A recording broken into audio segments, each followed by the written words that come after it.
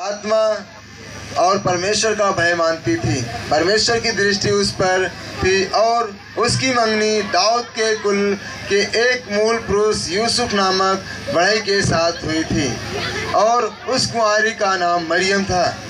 मरियम पवित्र नारी थी और निरंतर परमेश्वर की प्रार्थना और आराधना करती थी।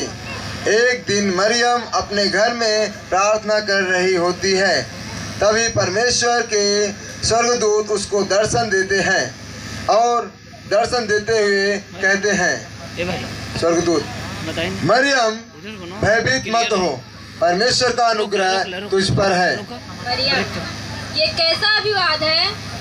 स्वर्गदूत, मरियम भयभीत मत हो, परमेश्वर का अनुग्रह तुझ पर हुआ है। तू गर्भवती होगी और एक पुत्र को जन्म देगी, उसका नाम यीशु रखना।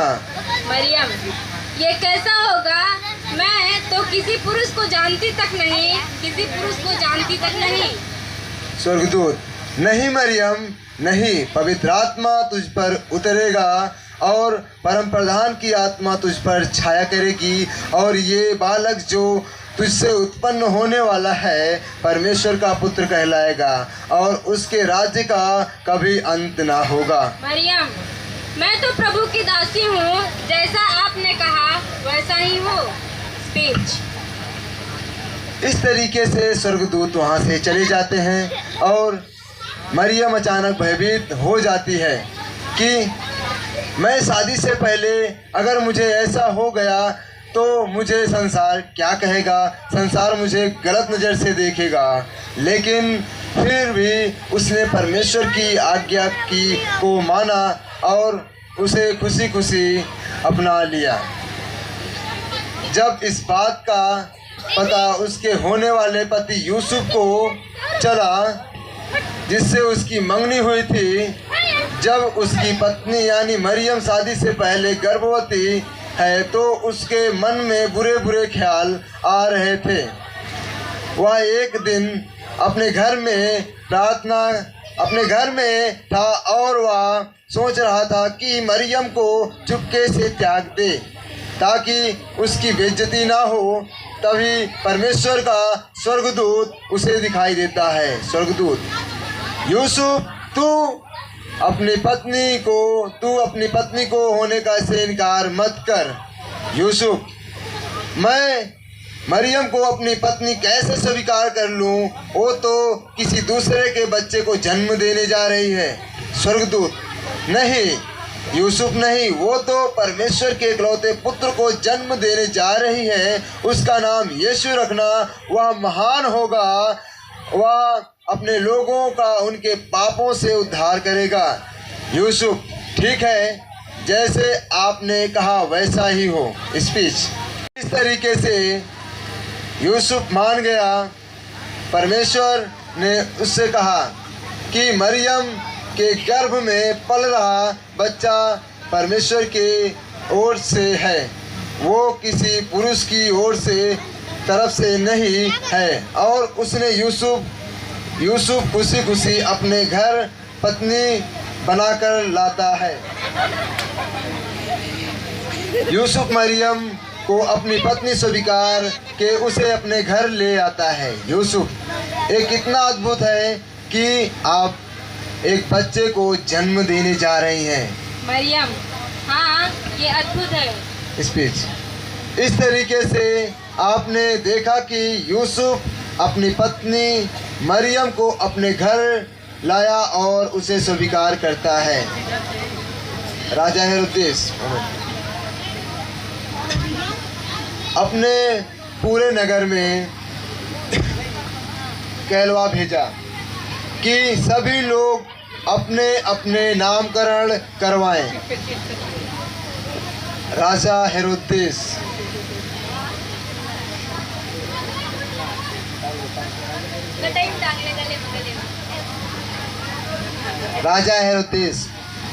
सुनो, अगस्तुस कैसर की ओर से आज्ञा निकली है कि सभी लोग अपने अपने नगर में जाएं और अपने अपने नाम लिखवाएं। सुनो। स्पीच। राजा हेरोदेस ये आज्ञा निकाला कि सभी लोग का नाम लिखा जाए। उसी समय नगर के सभी लोग नाम लिखवाने के लिए वहाँ इकट्ठा हुए। यूसुफ और मरियम भी वहाँ पर नाम लिखवाने जाते हैं।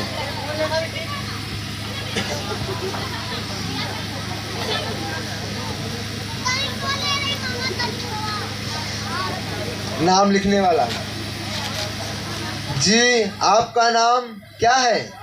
यूसुफ। मेरा नाम यूसुफ और ये मेरी पत्नी, इसका नाम मरियम है। इस तरीके से यूसुफ और मरियम का नामकरण हो जाता है। और उसके बाद वो वापस जब घर आ रहे थे तभी मरियम को प्रसव पीड़ा तेज हो जाती है और मरियम थक जाती है। मरियम, अब मुझसे चला नहीं जाता।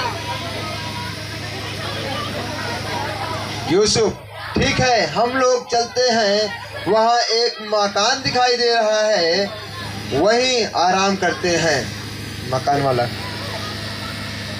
जी, कौन? यूसुफ।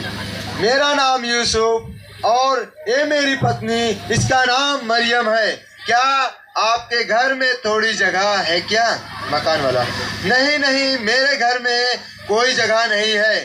जान ना पहचान चले आते हैं मेहमान, चले आते हैं मेहमान मुंह उठा के। चलो निकलो यहाँ से। यूसुफ, आपका धन्यवाद इसके लिए। मकान वाला जी, कौन? यूसुफ। मेरा नाम यूसुफ और ये मेरी पत्नी मरियम है। हम लोग बहुत थक चुके हैं। क्या आपके घर में थोड़ी जगह है? मकान वाला, नहीं नहीं, मेरे घर में जगह तो नहीं है, लेकिन एक गौशाला है, उसमें थोड़ी जगह है। यदि आप चाहें तो वहाँ रह सकते हैं। यूसुफ, ठीक है, आपका इसके लिए धन्यवाद। मेरी पत्नी के लिए वो ही ठीक है। बहुत बहुत धन्यवाद। इस प्रकार से आपने देखा यूसुफ और मरियम को कहीं जगह नहीं मिला। वो लोग गए और उन्हें इनकार किया गया। लेकिन अगर कोई जगह भी मिलती है तो वो एक गौशाला मिली जहाँ पर जानवर रहते हैं और यूसुफ और मरियम गौशाले में होते हैं और मरियम को एक बालक उत्पन्न होता है। मरियम, देखो देखो, मैंने एक बच्चे को जन्म दिया है। यूसुफ, अरे वाह, ये तो बालक है, इसका नाम यीशु होगा, जैसे प्रभु ने बताया था। इस प्रकार आप देखते हैं यीशु मसीह का जन्म एक गौशाले में होता है।